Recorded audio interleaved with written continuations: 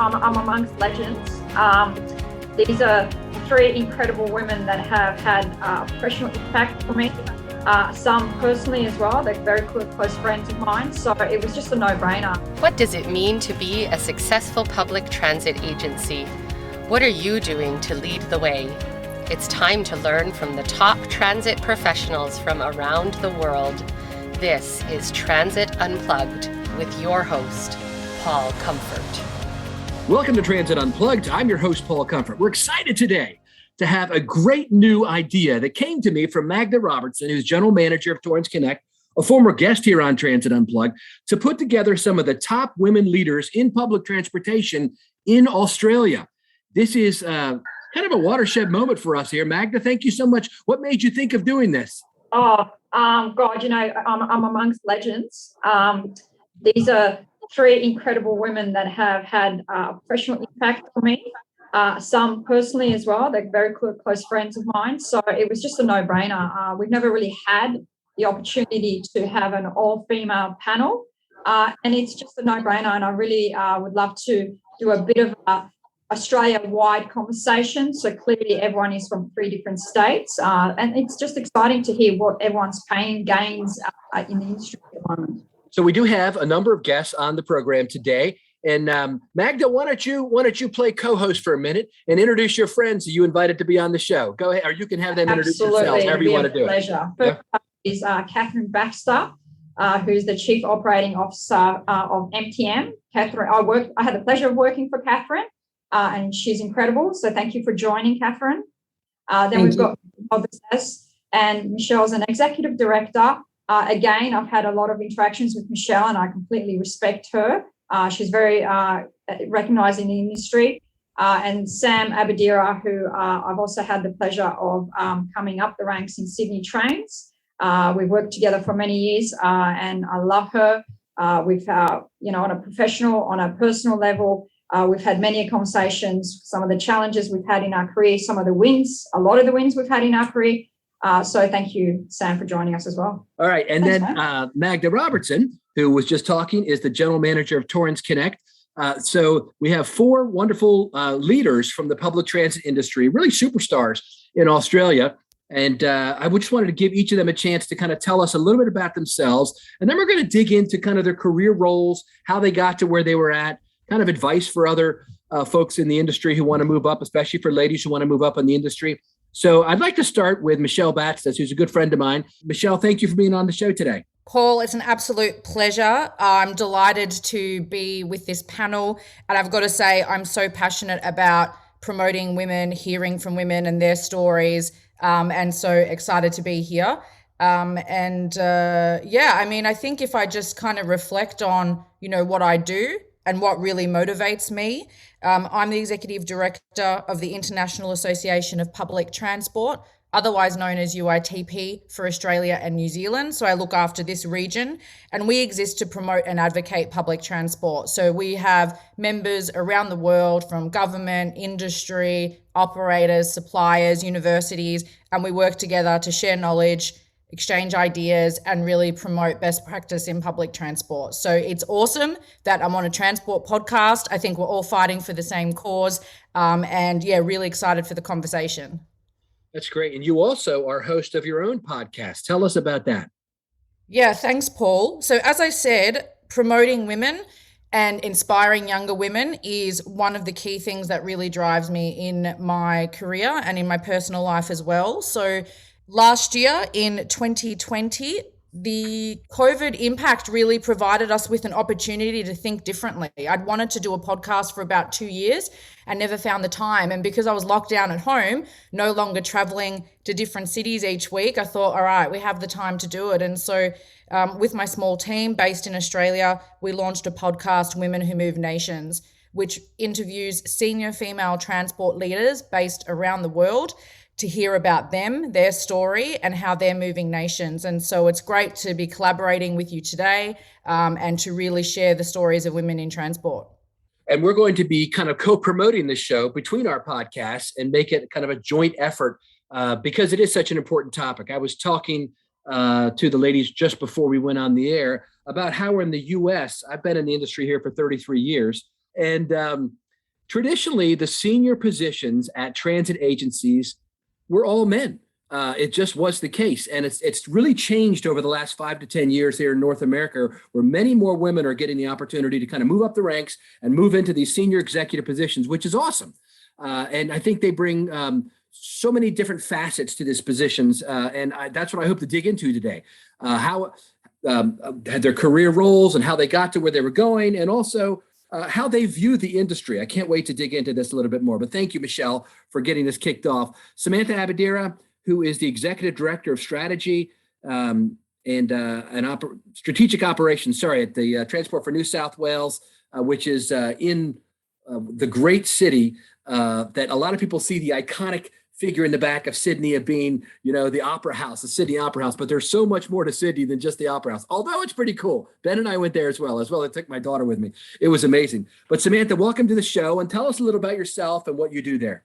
Thank you, Paul. So I've returned to transport just recently, and the strategic operations function has been created to really integrate the entire ecosystem. It's what drew me back to transport, just the opportunity to really plan and optimise a multimodal network. I had been the director of Sydney Trains previously, and transport just got into my blood. I came from a legal background and had worked in advisory, and the first time I got into transport, I just really felt like I'd come home, and that's where I wanted to be, because transport was there to serve the entire community. And like the others on the panel, I think I just became really, really committed to building teams that reflect the community that we serve. When I started as the director of train crew, I would walk into rooms and I would look for Magda, because it would be 20 men and then Magda and myself. And that was something that I have seen change so much over the last decade. So now that I'm back in transport, I see a very different ecosystem. I see lots of women who are leaders, who are making decisions for communities that are diverse, and that's really important to me. But more than anything, I just think there's such a good opportunity with the teams that we've got now to really drive things forward, especially out of COVID, where we're just seeing accelerated learning and how do we actually get better at being agile and doing this. So that's what my role entails, and I'm really loving it. That's awesome. Well, thanks for being with us. Samantha and I and Ben actually had a conversation, just a couple of weeks ago, about how to integrate the different modes of transportation. I know we did a show with UITP about that recently.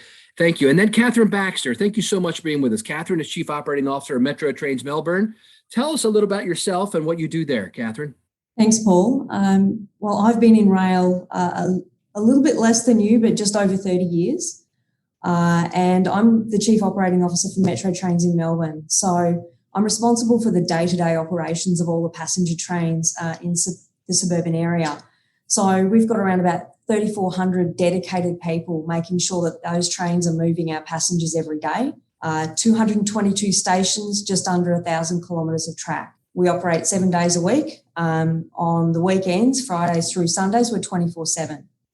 And we've got 240 odd trains to our fleet of 6 and 7 car trains. And I say 240 odd because we're getting new ones into our fleet all the time at the moment, which is really exciting. New generation trains, HCMTs. And pre-COVID, we were running about 880,000 passenger journeys a day. Sadly, with COVID and the lockdowns that we've had, those numbers are right down. But we're continuing to keep our trains operating to support those essential service workers that have been moving around. And at the same time as operating railway, we're also building assets and integrating them into a railway, which is a bit of a challenge. The government committed to 85 level crossing removals, and we've delivered 47 of those, which is pretty exciting. And some of those come with new stations for our passengers, which is terrific. And in the process of building 2 9-kilometre tunnels and 5 new stations in the CBD area. So there's a lot of expansion and growth going on. And part of our challenge is we're building a railway while trying to operate a railway. And that integration is exciting but challenging. Very good. In the next round of questions, I'm going to ask each of you to tell me what you do in a given day? Kind of walk me through what your day looks like, what your day-to-day operations, because I don't get the opportunity too often, Catherine, to interview a chief operating officer. So I think it'd be interesting for folks to see, what does a COO do in a transit system? What does a strategic, directions operator do like you do? And then Magda, tell us what you do day to day. Introduce yourself a little bit more and tell us what you do day to day. Like, what's a day look like for a general manager of what you do? Thanks, Paul.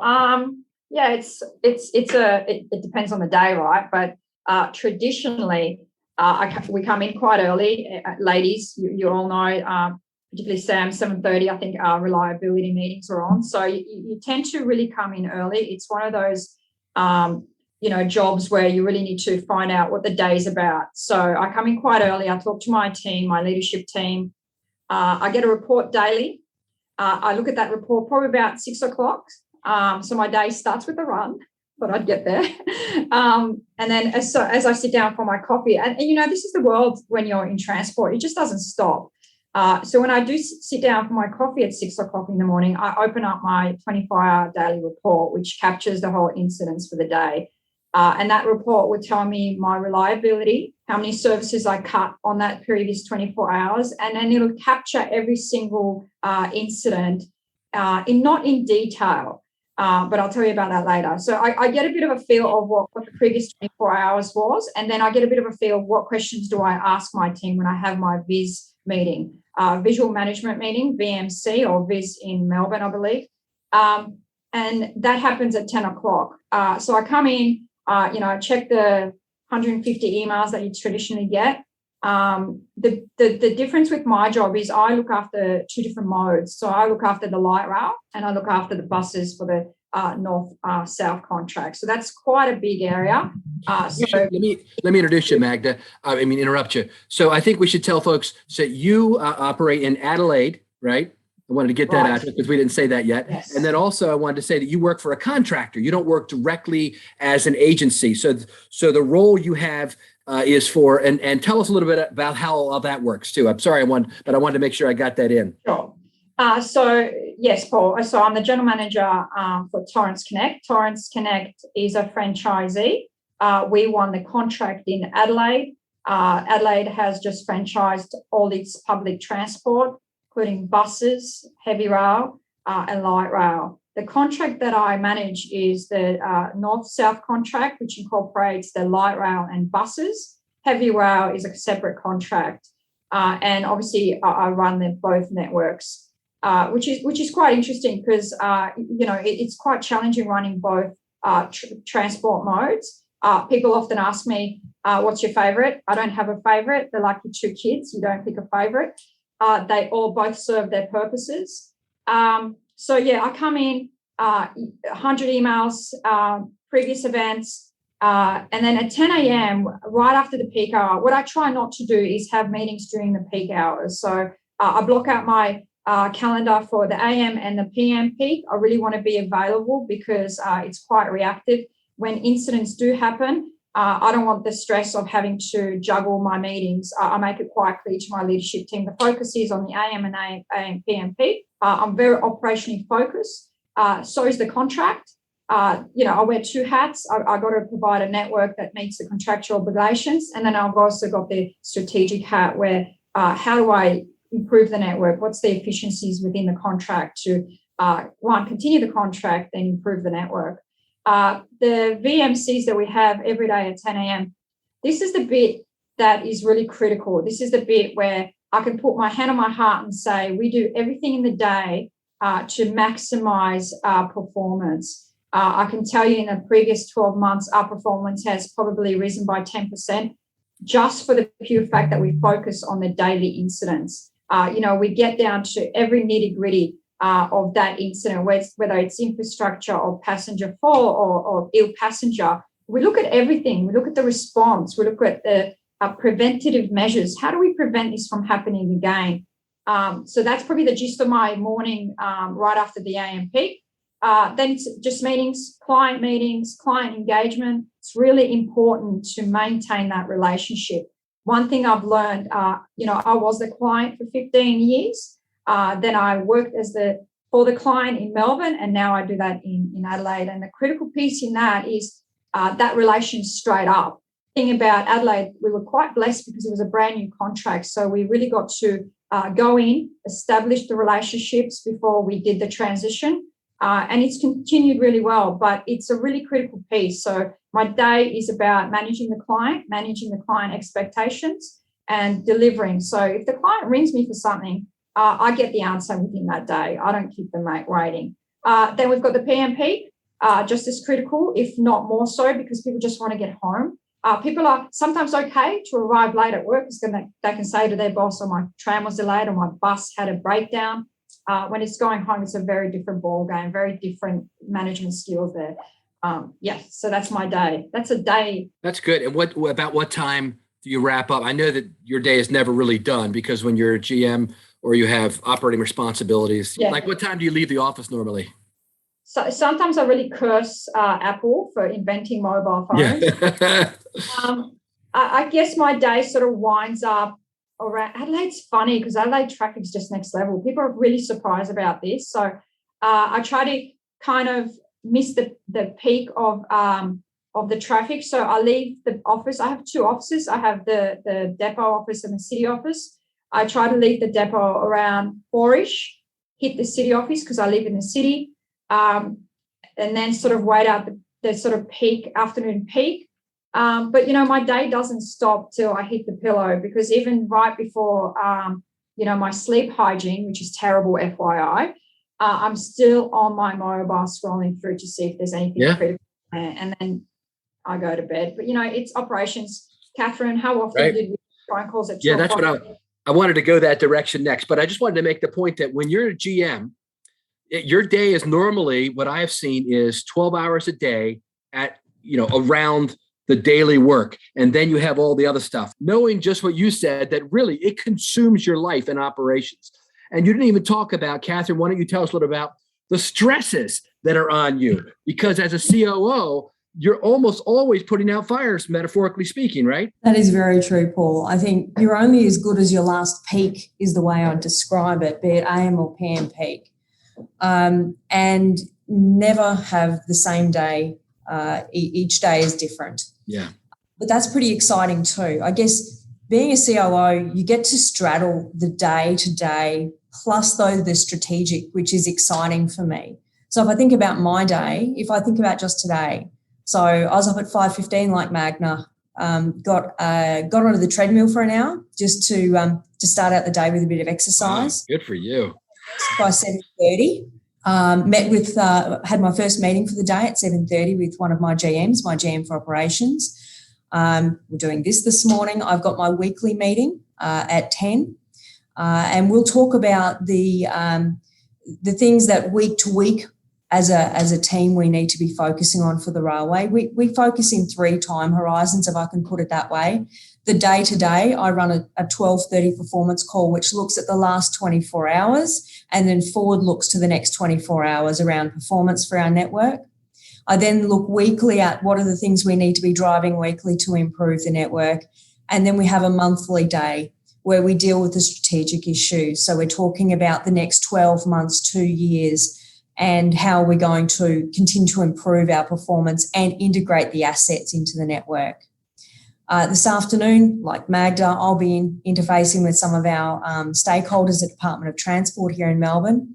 We're a private company with this franchise, so we've got 3 shareholders, John Holland, UGL and MTR. And I need to balance my shareholder interests in driving our financial performance, but also deliver for our customers, the passengers and our stakeholders in DOT.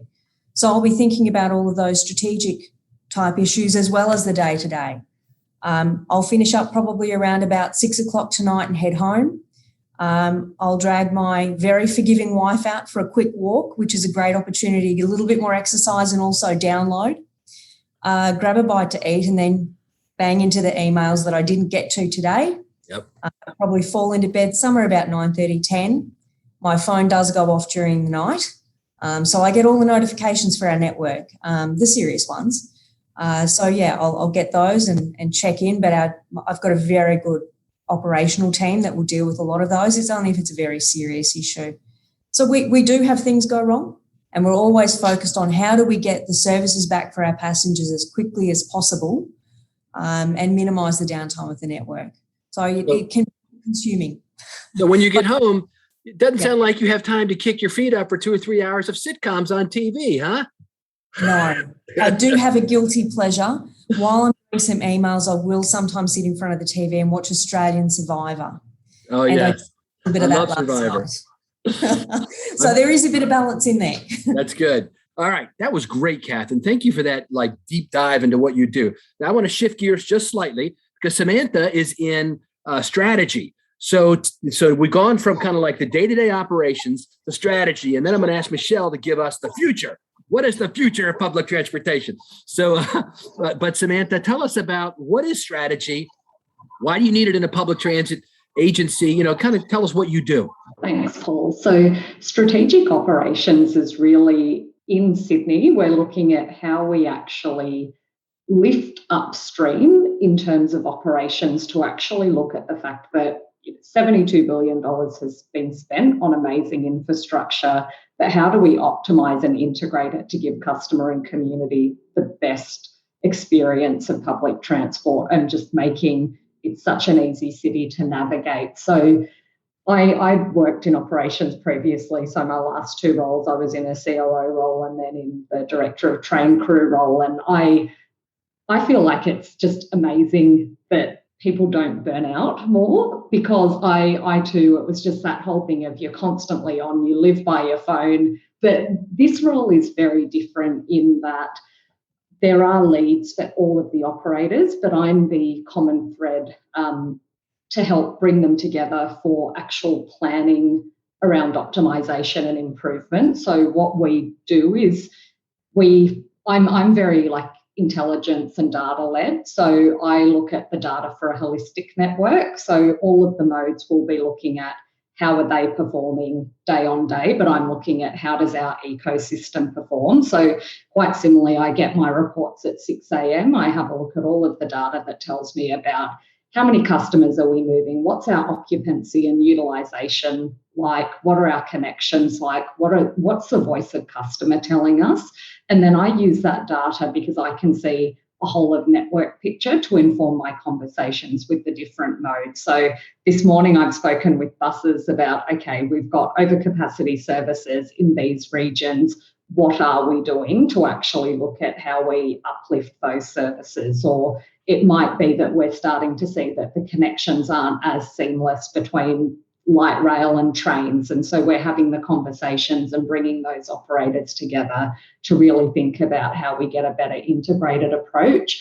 My role also looks after how do you actually, when things go wrong on the network, how do you actually recover a multimodal network? So where in the past there might be an issue with the trains, how do we, from a whole of network perspective, now actually set up the right structures to ensure that we don't compound issues on other modes when trains go into distress or buses or roads go into distress? So my role looks at setting up a multimodal incident management framework and committee that we've got working at the moment, but then also being the link for operations and the voice of operations in technology. So we've got a really large technology group within transport, and it's something that our minister, our secretary, our executive, everyone is so committed to using digital improvement to get customers a better experience, but also to optimise our network. So I'm the voice of operations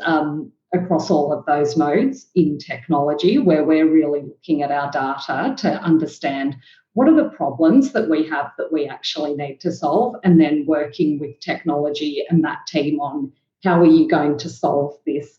What is the right systems design? What's the right implementation for an operational area? And then I also have the strategy and transformation group. So at the moment, we've got all of our modes together with our COO for Greater Sydney, Howard, with our DepSec, Meg, and we're really working through what is the actual strategy for Greater Sydney operations now that everybody's on board for us to be able to move into that. So it's a really interesting role because it feels like there's the same kind of pressure and fun that you get out of operations where you just get addicted to that pace. but there's also the opportunity to not have to be the person who is responsive for every single thing. And I get some time to kind of try and bring people upstream into, well, how do we actually use our learnings out of these experiences to solve and plan so that next time it doesn't actually happen in this way. What an important role. You're synthesizing all those lessons from operations, it sounds like, and coming up with recommendations for improvement going forward. And then you have those discussions with our friends like Howard Collins, the Chief Operating Officer, and others about actually implementing them, right? That's a great role. And your background, Sam, is great for that. Having worked in operations, I'm a real strong believer in you need to start with the nuts and bolts and understand that well and work your way up. If you start right at the top, you'll never really understand how to make things better. And so it's wonderful that you had that experience and the benefit that brings to the people of Sydney is just amazing. Now let's talk from a national viewpoint. Michelle oversees UITP for the whole nation of Australia and New Zealand. Michelle, tell us a little about what you do, and then tell us where you see things going. I mean, you've really got your finger on the pulse of where things are going, especially there in Australia, but even globally. Tell us what you think is happening right now and what you see coming after you tell us a little about yourself and what you do. Great. Thanks, Paul. So it's really interesting to reflect on my fellow panelists' days and what they do. Mine's very different. And I got to say, every day I have is a different day, but I love that because I love the variety. I don't start at 7:30. Indeed, a lot of my meetings happen into the evening, right? Because I'm speaking to people all over the world. So on occasion, when I'm speaking to Canada or the US, it'll be early in the morning. But often I'm having meetings right into the evening. So I, as I said earlier, focused on sharing knowledge and helping our members improve public transport. And so I might be talking to the media one day, we're reviewing global ridership statistics, running events, and that might be, smaller networking events. It could be webinars. We could be holding a major conference, really focused on sharing knowledge and exchanging ideas. And of course, coaching and mentoring my team, right, to make sure that they have what they need to be making that larger contribution. And we're really focused on that and really proud of the work that we do. I got to say, the future of transport, it's a really interesting topic and become really pertinent given what we're seeing with the impacts of COVID and, of course, completely unprecedented its impacts on public transport networks around the world. And look, certainly some people are saying the future of public transport is under threat. We've seen a big move to cars, and we've seen this in different cities, from Paris to Melbourne to Auckland. In Australia and New Zealand, we're already car cities, let alone the regional areas, right, which heavily rely on cars. And we have seen a move to that. But personally, and I feel very strongly about this, I am excited because I think the future of public transport is bright. Actually, COVID has given us an opportunity to innovate and pivot, and we've seen some fantastic innovations come out of that. And I think that there will continue to be a really big focus on how we can improve public transport networks, the customer experience, more integrated journeys. And I think very importantly as well, there will come a time where I think that there is a mass understanding that we cannot keep contributing to climate change, to poor air quality, and to challenges with livability that we see with congestion by all getting in our cars, right? So, I think the dream in Australia, traditionally has been you've got two cars parked in the driveway, with the white picket fence out front, and that you live in a suburban area. And to be honest, in the outer suburbs of Melbourne, where I live, there isn't necessarily always good public transport connections. I think that's going to change. We're going to see adaptation of services, flexible services, already starting to see trials of on-demand transport. And in some cities, that's actually been really successful. I think we'll see more of that. And I think really importantly, we're going to see a large focus on transitioning to zero emission transport. Electric buses, hydrogen trains. This thing is going to become a reality. We've seen that already in cities around the world. Shenzhen, China has led the way in terms of moving their buses to electric with what I think 16,000. And so, we've got commitments in London, in Sydney to move large fleets, 8,000 buses in New South Wales by 2030 to zero emissions. So I think that's really exciting. And I think the one other thing I want to mention is that from ridership levels, they've dipped during COVID, but I think we can now see the glimmer that they will return, but they might look different. So Paris, Auckland, Germany, we're seeing nudging above 70%. China above 80 to 90%. Now, we might not get everyone back. It might not look the same. But actually, I think the opportunity is if we get 80% of people back, and Professor Graham Curry at Monash University, based in Melbourne, he's a world leader in public transport research. His modelling suggests that we can expect about 80% of riders back in Melbourne. The opportunity for authorities, for operators is how can we get a new 20%? How can we attract people who maybe never used to use public transport? And now there is an opportunity, I think, to do that by providing a compelling service and a service that competes with the car because it's convenient and a mode of choice. Great spokesperson for the industry, Michelle. That's really good. I'm really passionate. Yeah, I can tell, and it's wonderful. I as you know, I share that passion for our industry, and I just to build on what you said for a moment about the future. So I really think you point out the fact that the future of transportation is really now wrapped up into societal goals, maybe more than it ever was before. Now I want to shift. We have about 10 or 15 minutes left. Let's shift the tone of the conversation now more from the industry to you personally. And what I want to ask each of you, if you can tell me basically is, in 3 or 4 minutes at the most, if you could, tell me a little about the journey into your role. What attracted you to transport as an industry and what motivates you to stay in the industry? Some of you have just told me about how hard your jobs are. You're not complaining. You're just telling me, so what motivates you to stay in the role? So let's start off with Magda. We'll go back to the top of my Brady Bunch screen and ask Magda, since this was your idea, tell us about that, a little bit about your journey, what attracted you to the industry and what motivates you to stay here? Yeah, you know what? I've got a funny story. I fell into transport, and I think when I talk to a lot of people, they have a similar story, and I hope that really changes. I was obviously in law enforcement, and my sergeant at the time ended up going into City Trains, which is RACOP, and running the transit officer function. So still a very security law enforcement type. And he said to me, come on board and just come with me and run the show, run the teams that we're going to set up. And I hated it. I said, yes, I'll do it because he had a really great talk, walk the talk. And, for the first 6 months, I absolutely hated my life because I went through a very glamorous, I was in the dog squad, I was in the bomb squad, I was in the counter-terrorism first response squad. So I had a really interesting career. So when I jumped, the white elephant in the room is transport pays really well. And that enticed me. He said, come on board, you'll get a lot more money. I was living in Sydney. It's a really incredible, expensive lifestyle. And I hated it. And for 6 months, I really disliked it. And then I got through that 6 months and I got to do stuff that I never got to do before. I got to attend, fatalities, slip, trips and falls, pregnant women giving birth. I got to be the commander of major incidents like derailments. And this was incredible stuff. And I fell in love with it within 12 months. I love the transport industry. It is bigger than what I am.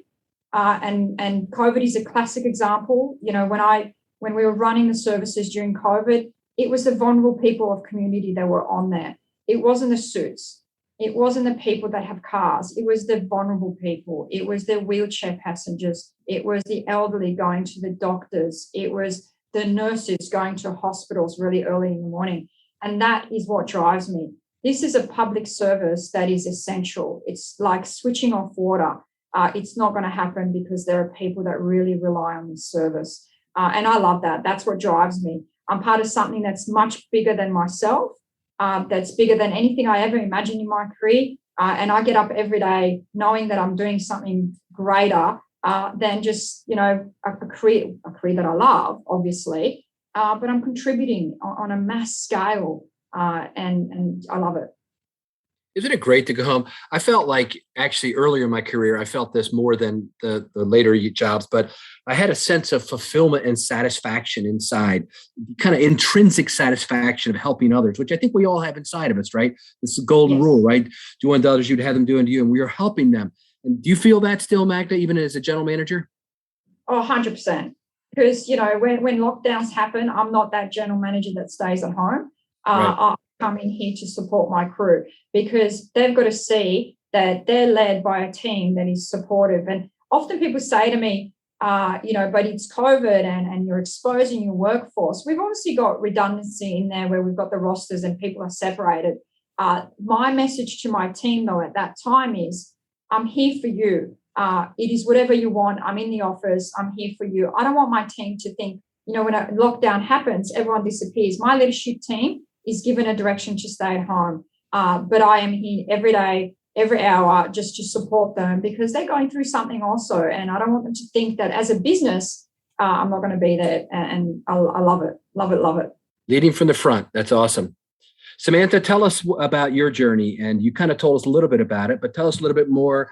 What attracted you to our industry and back into the industry, and what motivates you to stay here? So 10 years ago was the first time that I'd actually joined transport. So I was in industrial relations. So I led cases and did legal work.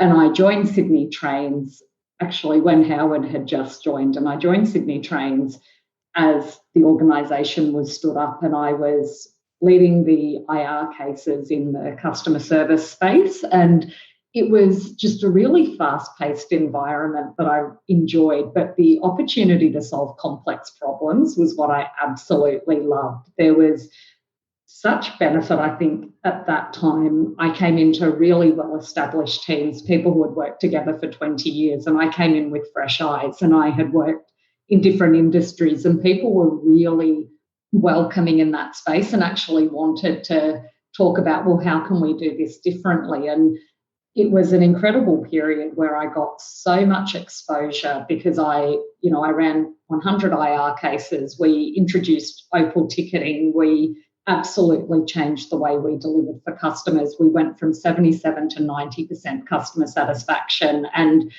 IR was a key enabler for it. And it got into my blood.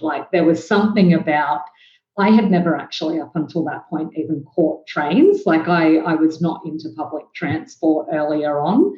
And I started spending so much time in the transport space that I ended up getting rid of my car later on, because I just started catching so many trains and actually really loving it. But I've always gone between industries. So for me, it's really important for my personal development to always keep learning different things. So I've gone into the private sector. I've really wanted to know how to actually grow revenue, how to actually truly own a P&L, so that when I would come back to transport, I could always be a better leader for transport and for the people that we serve. So the thing that has always drawn me back, and I know this about myself, is sometimes I have to move out to learn different things, but my heart is always staying in transport. So right before I leave, I always go to whichever senior leader I can find, and I give them a list of, here are the things that I was able to, with a great team, achieve. Please don't forget me. Once I've got enough experience and learnt new things, I'm trying to come back. So in about 2 years, you'll hear from me. And that has been the pattern for me in my professional life. I've come back 3 times. This is the 3rd time. And it is just the opportunity to actually be in a matrix environment and really just find so many people with amazing kind of backgrounds and skill sets and bring them together to solve the problems. People who have solved huge problems for me. When I was a director of train crewing, a driver built us a platform to actually be able to associate crew to rolling stock and actually be able to recover the network better. I've always found that the people in transport are the best people. They're the people who are willing to share their expertise with you. They're the people who are so solutions oriented that you just have to find the people, and together you can kind of solve the problem. So that's why I always come back, and I feel very, very strongly this time as well, because it's a whole of ecosystem role, that this isn't going to be a quick turnaround in getting everything together. This will be a role that will really take me some time within this great team to actually truly make a mark and have this multimodal legacy that we can deliver together. But it's something that's very doable. It's interesting, too, how you kind of curate your own career. A lot of people kind of just follow the river wherever it takes them, and others make decisions along the way. Just as a comparison point, my buddy Andy Byford at TfL has done that. He's told me about how he planned out his career and said, I need experience in this area. I need experience in that area. Like you were saying, I want to get P&L experience. I need experience in that. And then I'll be fully rounded as a leader. So then I'll be a great, head of Toronto, New York, and now London. And Samantha, you're doing the same thing. I really, I find that fascinating. That's a great approach to life, I think. How about you, Michelle? Tell me about the journey into your role and what's attracted you to our industry. Why are you so passionate about it? Thanks, Paul. You actually mentioned something earlier, right, around how equality is fundamental to transport. It's becoming a global focus in a way that it never has before. And I'm such a strong believer in public transport and how it can change people's lives and give them access to work, to school, shopping, medical care, meeting with friends and family. I mean, that's what drives me. I've got a story I want to share. The first woman who inspired me was my grandma, my baba, right? I've got a Macedonian background. And one of my earliest memories when I was 4 or 5 years old was catching the tram with my grandma from her suburb in inner Melbourne to get into the city to go shopping at the really big department store in Melbourne, right? It was called Maya, still is there, but it's not quite the same as what it used to be. It used to be this mecca, right? Just an amazing place. And my grandma, who's now in her 80s, a migrant woman, came here as a child, couldn't speak English, never learned how to drive. Transport gave her freedom, right? Freedom to move and freedom to live. And I saw that and I believe that, right? That's what motivates me. Now, it's not like when I was a kid, I woke up one day and I was like, I want to work in public transport, right? Kids wake up and are like, I want to be a superhero. I want to be a nurse. I want to be a doctor, a fireman, whatever that is, right? When I was a kid, I wanted to be a journalist, actually. And I studied communications. And while I was studying, I interned at a really big newspaper. I realized I didn't want to be a journalist. I'd always thought about being a lawyer. I thought, you know what, I'm 21, I'm not ready to go into the workforce, I'm going to go study law. And I went and studied law, and to be honest, fantastic training ground. And just like Sam, I know she started out in the legal profession as well, but I wanted to solve problems. I wanted to make a bigger impact on a bigger scale. So I actually moved working into the justice sector first in policy and communications roles. I then went and worked in emergency management, which I just loved. Helping communities recover from bushfires, floods, working in public health, preparing for counterterrorism. Really great work. But there was something in me that was just driving me to create more of a positive, forward-looking impact on cities, as opposed to reacting what was going on. And so funnily enough, I went on a holiday and I was sitting in Byron Bay, and Byron Bay is like this, celebrity beachside place in Australia, right? It's just an incredible place, incredibly inspirational kind of place in terms of the vibe. And I literally sitting in the hinterland, overlooking the ocean, and I thought, I'm going to work in public transport, just literally out of the blue, right? And I decided that I was going to make a change, and I came back home to Melbourne. And funnily enough, there were like 18 jobs advertised in public transport. They'd done a restructure, in Victorian government. And I thought, this is a sign. And I was lucky. I got one of the roles and it just went from there. And I have no regrets. I love it. I have no doubt that I'll continue to have a career in transport. It inspires me. I get to make an impact. But you know what? Most importantly is that I love the people I get to work with and I get to meet. That are just such incredibly passionate people working in transport. And, and I love that, right? So, I just feel like every day and every year, I get to really grow as a person and make a larger contribution. Awesome. Thank you for that. So I'm going to ask Catherine the same question. And then when she's done, we're going to do one more kind of not quite a lightning round, but let's say a thunder round, and ask each of you to give one piece of advice to anyone who wants to be a leader, particularly female leaders making their way up the ladder in transport. And I'd like you to focus on what this piece of advice would be, what would propel them forward in their career, what would give them impetus to fire up the ladder of success. And think about that, because that's what people need. I want to hear what you have to say about that. I have a couple thoughts of my own I might share, but I want to hear what you have to say, especially particularly to female leaders. Catherine, tell us about your journey into this role. What attracted you to transport as an industry, and what motivates you to stay here and to continue to make a difference in this tough job? Being a COO might be the toughest job in the industry. But go ahead, next to a driver. Well, look, railways are in my blood. My grandfather was a fireman during World War II on the trains. My father spent all of his working career in rail, my two uncles, and my brother did for a bit, but he's now the black sheep of the family and he moved out to go and do mortgage broking. So we won't talk about that. But I joined rail in the late 80s in a very different environment to what we have today. So when I joined, women were either in the typing pool or in very junior clerical positions, and I started at the absolute bottom of the rung. But I didn't regret it at all. My father suggested to me that I should consider an opportunity. It was a safe job, is what he said to me, a nice, safe, long-term job. And I've been very fortunate in my career. I have moved around a lot to get more experience. I've worked in both heavy haul, so coal, iron ore, freight trains, and I've also worked in passenger. It's been really exciting though, because I've also had the opportunity as I've gotten more senior to be able to shape the future, not only for our people, but our passengers, particularly in this role. And I'm a really big advocate of getting more women into transport and helping to make the workforce more diverse. I'm really pleased to say at Metro, we've now got over 28% women in our organisation and over 32% of our senior leaders are women. So I've got a fantastic GM for passenger experience. I've got a number of heads of who are really inspiring women who've done some great things, and to be able to open up those opportunities to those women who got their roles on merit has just been fantastic. We've also had the opportunity to grow around social inclusion.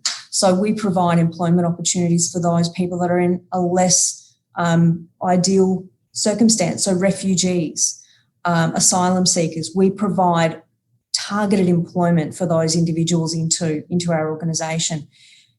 And it's really about making our company as diverse as the people that are travelling on our trains. If I think about what gets me up every day, I know that what I do and my team does will make our passengers' journey easier.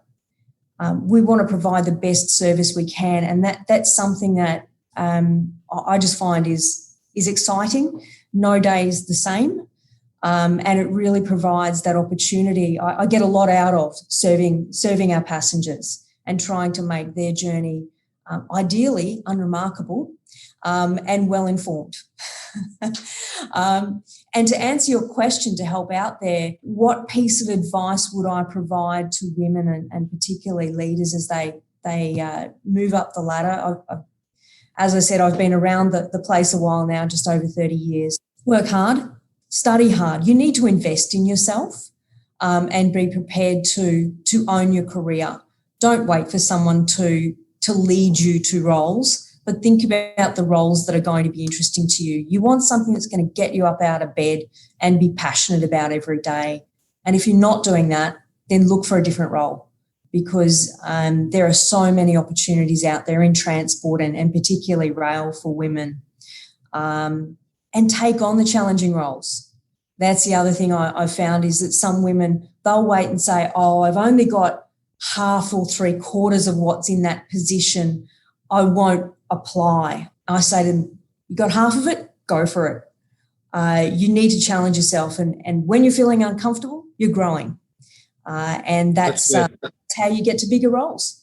That's good, Catherine. I like that. How about you, Magda? What piece of advice would you give the young women moving up in the industry? Well, I think Catherine really summed it up. The thing that I'll probably add is just be fierce. There's a really wonderful video Catherine played during one of her presentations, which is Xena, the Princess Warrior, and that's how you've got to lead your career with that. You've got to be fierce. You've got to be powerful. Be confident. Like Catherine said, if it's 50%, it's 50%. Fake it till you make it, but just own it, because there'll be people that will support you. The thing in transport is you're surrounded by teams. So if you do step up that next ladder, there will be people around you that will support you. We are a kind world. Don't feel like you'll be on your own. There will be always a team around you that will get you up there. Just negotiate.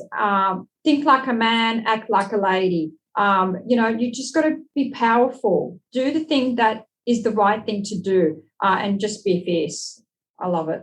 Thank you. Samantha? Thanks.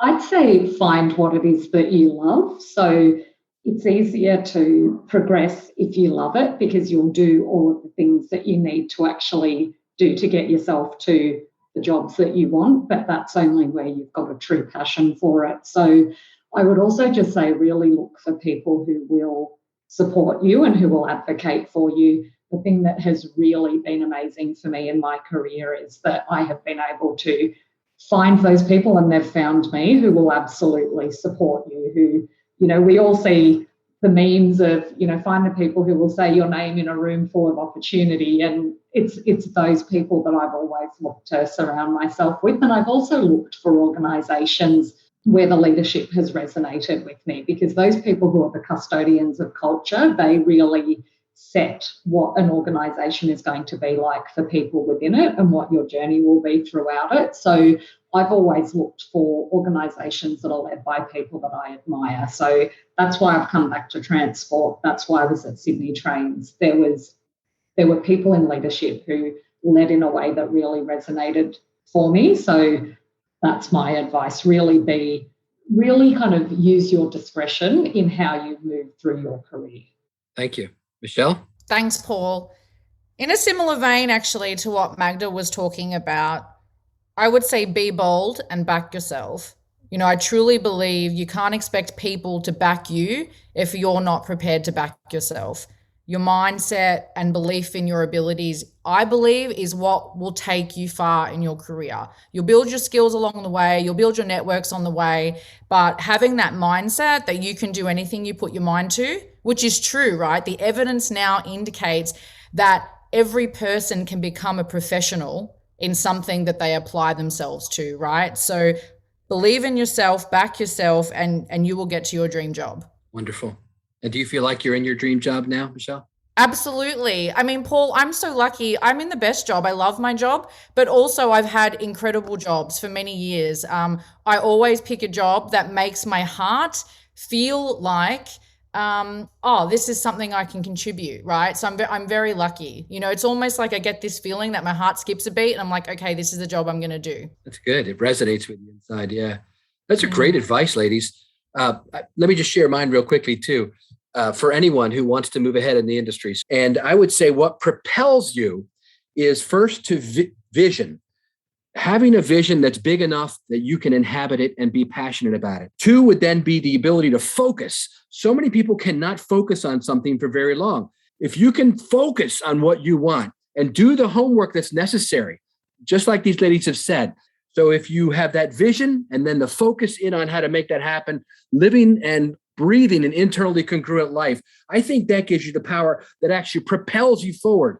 And that's what these 4 wonderful women leaders have done throughout their career. Magda Robertson, General Manager of Torrens Connect. Samantha Abadira, who's Executive Director of Strategic Operations at New South Wales. Catherine Baxter, Chief Operating Officer at Metro Trains Melbourne. And my good friend Michelle Batsis, Executive Director of UITP Australia, New Zealand. Thank you so much for opening up your hearts today and sharing with our listeners around the world the passion you have for public transportation, how it makes a difference in other people's lives, and where we're going in the future. Thank you. Thank you for listening to this week's episode of Transit Unplugged in Depth. I'd especially like to thank our guests, Magda Robertson, Sam Abadira, Michelle Batsis, and Catherine Baxter. Their insights were truly amazing. I think everyone can get something out of this episode that will help change their lives and change their careers. Next week on Transit Unplugged News and Views, we're speaking with David Harris, Director of Transport and Rail for the Department of Transportation in New Mexico. So until next week, hope everyone rides safe and rides happy.